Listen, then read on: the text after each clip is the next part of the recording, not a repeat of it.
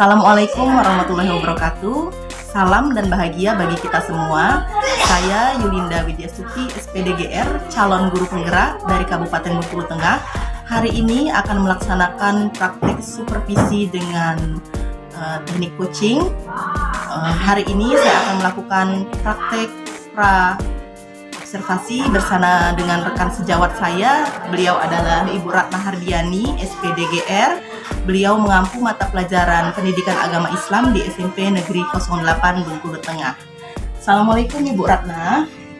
Bagaimana kabarnya hari ini? Alhamdulillah. Alhamdulillah.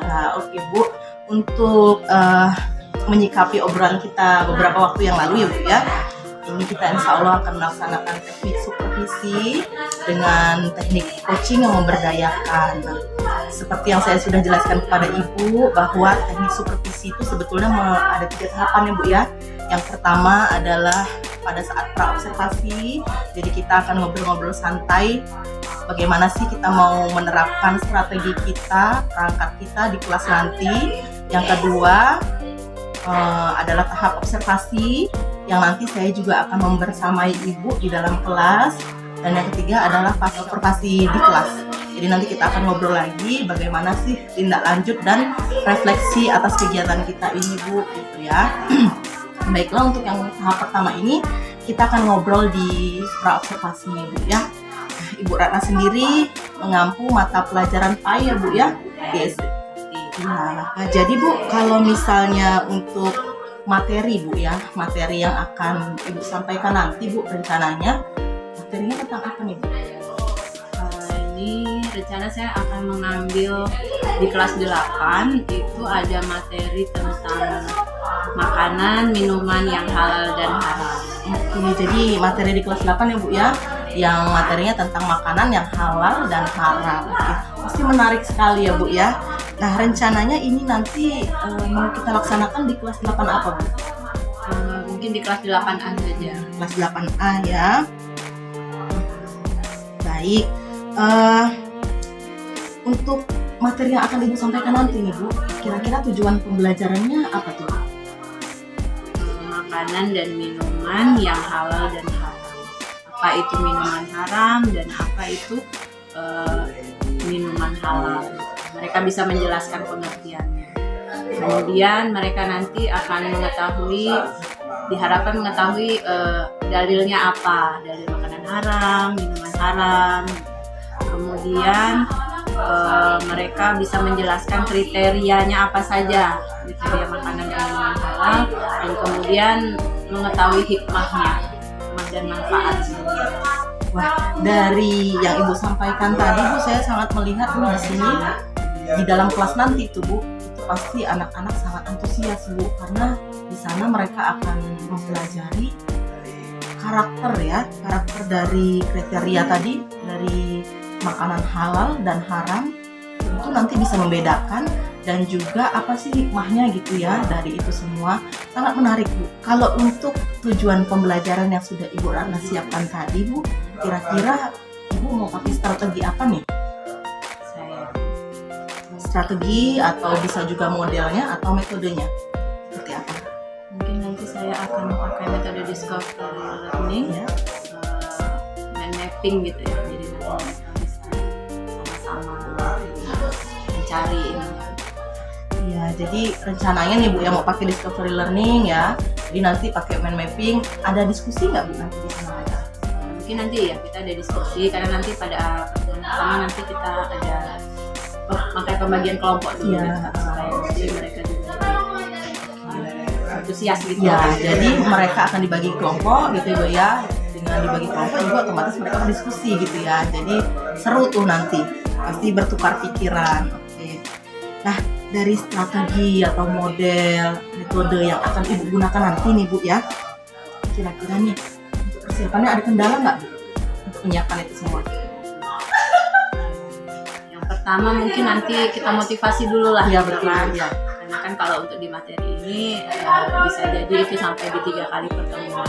Mungkin di awal kita motivasi dulu, kemudian mungkin saya juga akan menyiapkan apa yang untuk dibutuhkan nanti ya. Kemudian nanti di penugasan juga nanti mungkin kita cari apa yang membuat mereka bisa berkreativitas lebih. Baik, di sini juga Ibu menekankan kepada kreativitas anak dalam tugas nanti ya Bu ya. Nah kalau alat-alat yang dibutuhkan Bu, ada nggak kayak misalnya kita nanti butuh alat peraga gitu yang akan disampaikan ke anak? Mungkin kalau alat peraga itu nanti di pertemuan kedua. Pertemuan pertama mungkin kita baru menyampaikan materi, mungkin kita nanti pakai apa ya, media laptop atau mungkin ada gambar atau gimana. Nanti yang kedua hasil tugas itu nanti yang akan dijadikan alat peraganya. Baik Bu, kalau untuk tadi persiapan laptop, mungkin infocusnya ada ya Bu ya? Tidak ada kendala di ya Bu sekolah ya? ada. Alhamdulillah, berarti itu tidak menjadi kendala untuk persiapan kita ya Bu ya.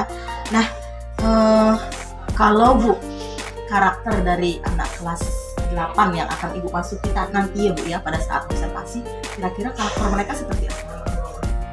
Kalau di kelas 8A itu mereka anaknya mayoritas kritis ya, kemudian antusiasmenya tinggi. Jadi saya juga berharap mungkin di sana nanti mereka bisa ya benar-benar mengikuti dengan baik dan ya menyampaikan apa yang mereka sudah dapat sebelumnya atau gimana. Baik, jadi sebetulnya ini adalah tantangan tersendiri untuk Ibu Ratna ketika supervisi ini kita lakukan di kelas tersebut ya Bu ya, terutama masalah antusias anak yang tinggi dan juga kritis. Ini berarti kita juga harus lebih siap untuk mempersiapkan materi kita ya Bu ya. Baik Ibu Ratna, ini adalah pertanyaan terakhir dari pelaksanaan observasi kita. Jadi Bu, untuk pertemuan ini, dari pertemuan ini ya Bu ya, apa yang akan Ibu sampaikan atau Ibu harapkan nantinya untuk pelaksanaan pada saat observasi di kelas ini? Dengan pertemuan ini ya saya harapkan semoga semua tujuan pembelajaran nanti akan tercapai. Kemudian karena ini sudah ngobrol seperti ini, mudah-mudahan saya lebih siap nanti karena di kelas kan kita tidak tahu kondisi seperti apa, tapi dengan kita persiapan lebih, mudah-mudahan semua berjalan lancar. Alhamdulillah. Baik Ibu, saya sangat setuju dengan apa yang Ibu katakan tadi. Jadi dengan adanya persiapan kita ini, kita insya Allah apa yang akan kita sampaikan di kelas nanti bisa berjalan dengan baik ya Bu ya. Kadang-kadang kita kan mau mengajarkan materi A, sementara kalau kita tidak prepare, nanti di kelas kita bingung tuh, aduh apa ya yang mau disampaikan gitu ya Bu ya. Terima kasih Bu Ratna untuk waktunya. Saya sangat senang bisa mendampingi Ibu, terutama nanti pada saat observasi dan pascanya. Dan saya berharap Bu, kita bisa saling berbagi, bisa saling bertukar aksi baik. Terima kasih ya Bu ya. Baiklah, tahapan dari pra-observasi supervisi akademik berdasarkan teknik coaching sudah kami laksanakan. Semoga bermanfaat bagi kita semua dan kita akan bertemu lagi pada tahapan yang kedua, yaitu tahap observasi di kelas. Baiklah, demikianlah tahap pra-observasi dari saya dan Ibu Ratna. Kami akhiri. Assalamualaikum warahmatullahi wabarakatuh.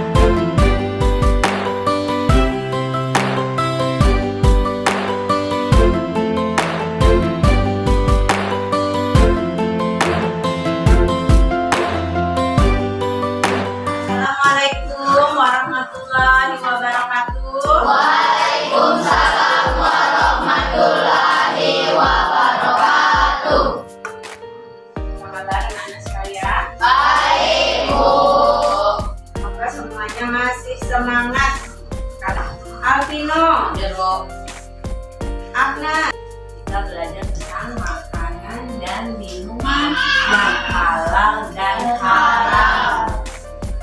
Coba sebelum kita mulai pelajaran hari ini, mau tahu dulu, masih ingat nggak ya sebelumnya bahwa yang namanya makanan halal itu contohnya apa?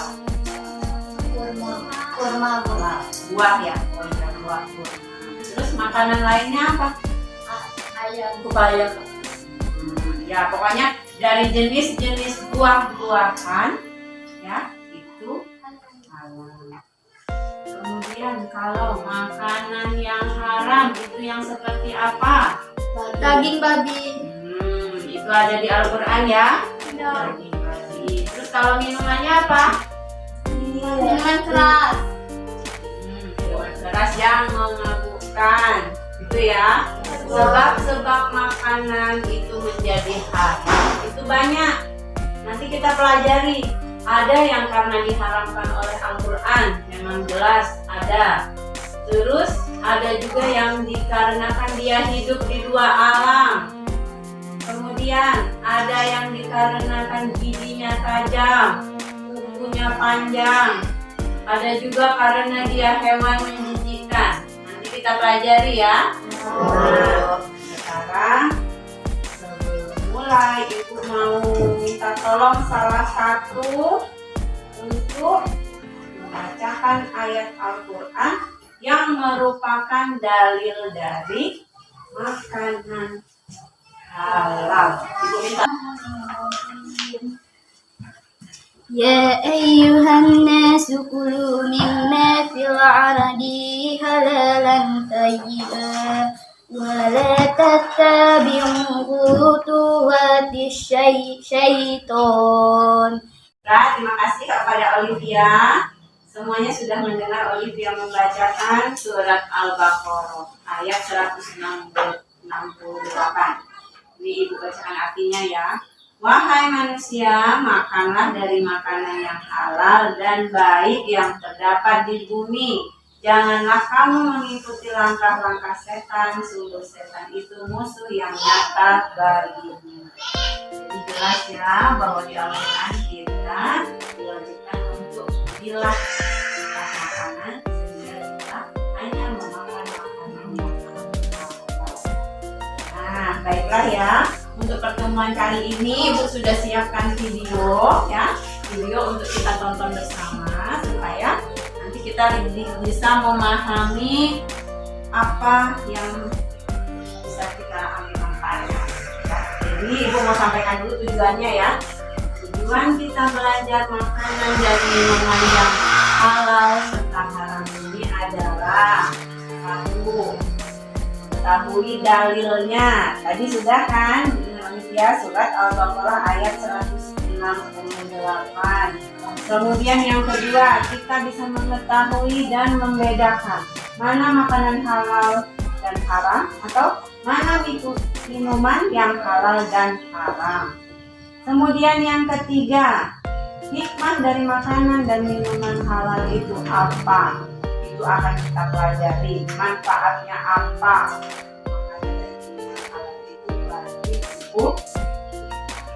Baiklah, perhatikan ya videonya, nanti akan kita bahas apa saja yang telah kalian dapatkan dari hasil menonton video ini nanti.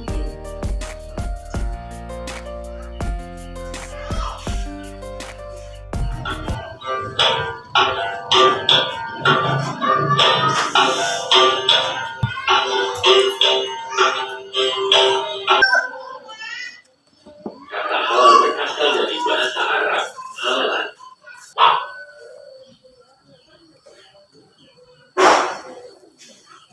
Adapun sebuah istilah sebagai air mutalijin. 4. Air atau cairan yang didapatkan dengan cara-cara yang halal. Karena makanan halal sudah dijamin oleh Allah, pasti baik untuk kesehatan tubuh.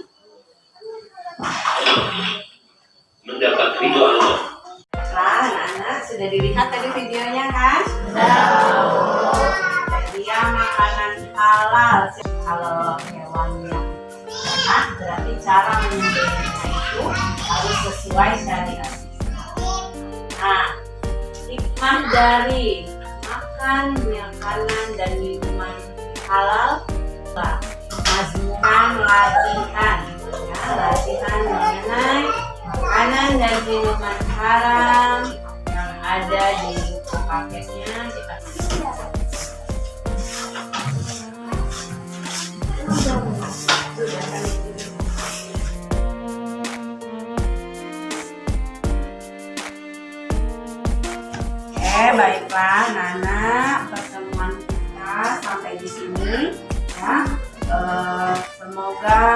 apa yang kita pelajari hari ini menjadi berkah, bermanfaat, dan menambah ilmu bagi kita. Ya. Baiklah, Ibu ucapkan terima kasih atas partisipasinya. Tetap semangat belajar. Assalamualaikum warahmatullahi wabarakatuh. Waalaikumsalam warahmatullahi wabarakatuh.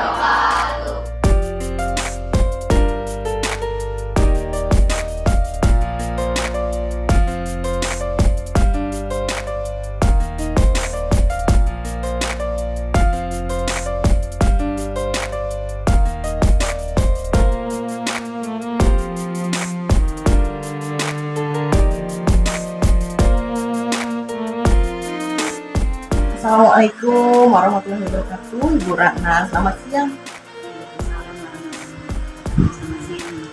Gimana kabar Ibu Ratna hari ini? Alhamdulillah, Ibunya bagaimana? Alhamdulillah saya juga baik, Bu. Baiklah Ibu Ratna, berkaitan dengan supervisi dengan teknik coaching yang memberdayakan. Hari ini Bu, kita akan melaksanakan tahap yang ketiga, yaitu tahap pasca observasi ya Bu ya. Kemarin kita sudah melakukan pra-observasi, kita sudah sama-sama membuat RPP, kita sudah lihat tuh persiapan Ibu Ratna sejauh mana, terus juga kita sudah bersama-sama, saya dengan Ibu di dalam kelas, Ibu menyajikan pembelajaran dan saya membersamai. Nah, sekarang adalah tahap yang ketiga Bu, yaitu pasca observasi gitu ya Bu ya.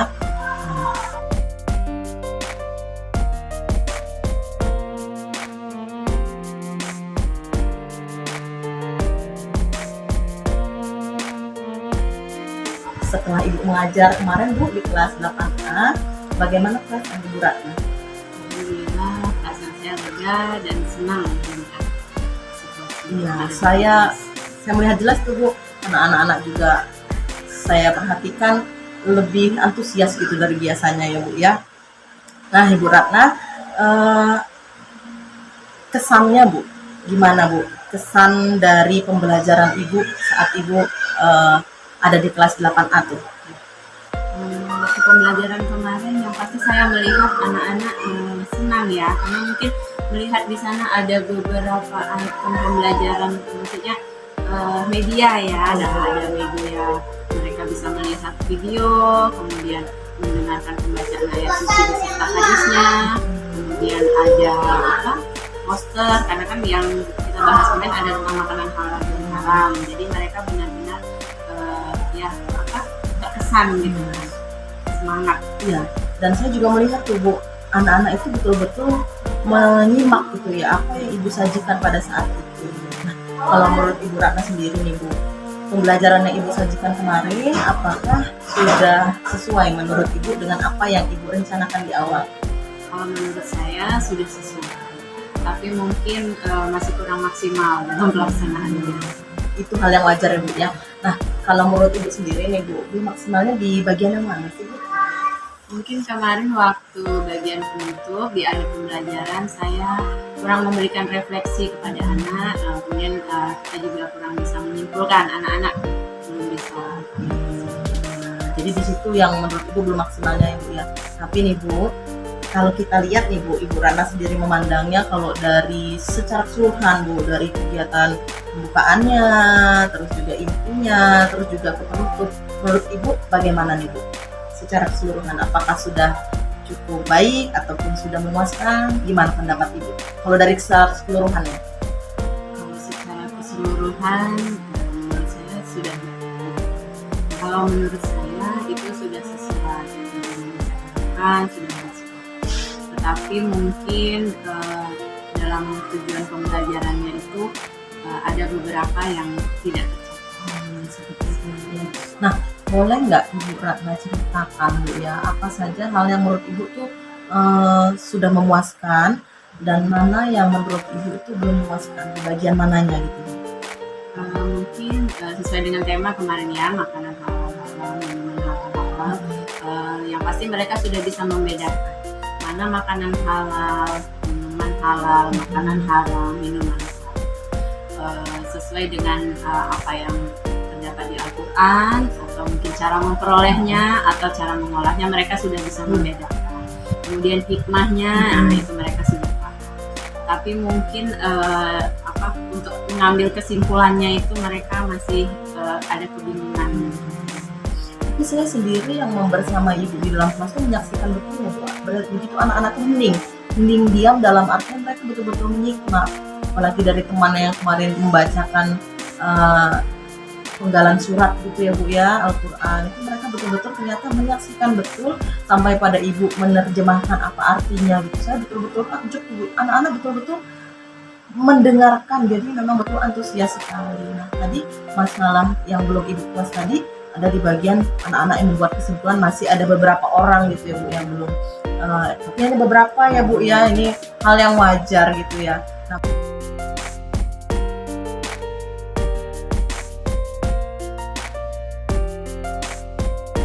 Nah Bu, kalau seandainya dari beberapa orang itu kira-kira berapa persen Bu Ibu menilai pembelajaran Ibu ini sudah berhasil? Mungkin kalau dari hasil pembelajaran kemarin sudah bisa dikatakan 80% itu sudah bisa dicapai. Sudah cukup bagus itu Bu, 80%, berarti kita tinggal 20% lagi, dan itu memang hal yang wajar karena memang anak-anak beberapa memang mungkin tidak fokus gitu ya Bu ya, dan 20% itu sudah cukup minim gitu Bu. Baik Bu Ratna, kalau Bu Ratna sendiri menilai nih Bu, kalau dari sisi anak-anak tersebut Bu yang sulit gitu membuat kesimpulan itu, kira-kira apa ya Bu ya masalah mereka itu? Ya seperti kata Ibu, ya, kalau menurut saya ya benar, mereka itu kurang fokus gitu, kurang fokus. Jadi mungkin untuk mengambil kesimpulan akhirnya menjadi sulit gitu kan. Ditambah lagi juga kan kemarin lingkungan belajarnya itu kelasnya kan agak sempit, itu kan tidak ideal itu ya untuk murid yang sekian itu. Jadi mungkin itu sedikit mengganggu juga. Betul Bu Ratna, saya setuju dengan Ibu. Mungkin anak-anak yang tadi itu kurang bisa membuat kesimpulan tuh karena mereka kurang fokus ya Bu ya. Namun peran kita di sini adalah sebagai guru, memang itu tadi sebagai fasilitator yang bagaimana caranya kitanya bisa memenuhi kebutuhan mereka ya Bu ya. Dan terus tadi Ibu juga mengatakan masalah Ibu itu ada yang di bagian ruang kelas gitu ya Bu ya. Saya juga merasakan hal yang sama itu Bu. Ruang sekelas yang nggak begitu lebar gitu Bu. Jadi mobilitas kita tuh sana sini agak susah gitu ya Bu ya. Nah, menanggapi masalah tersebut Bu Ratna, apa kiranya yang bisa Ibu Ratna lakukan untuk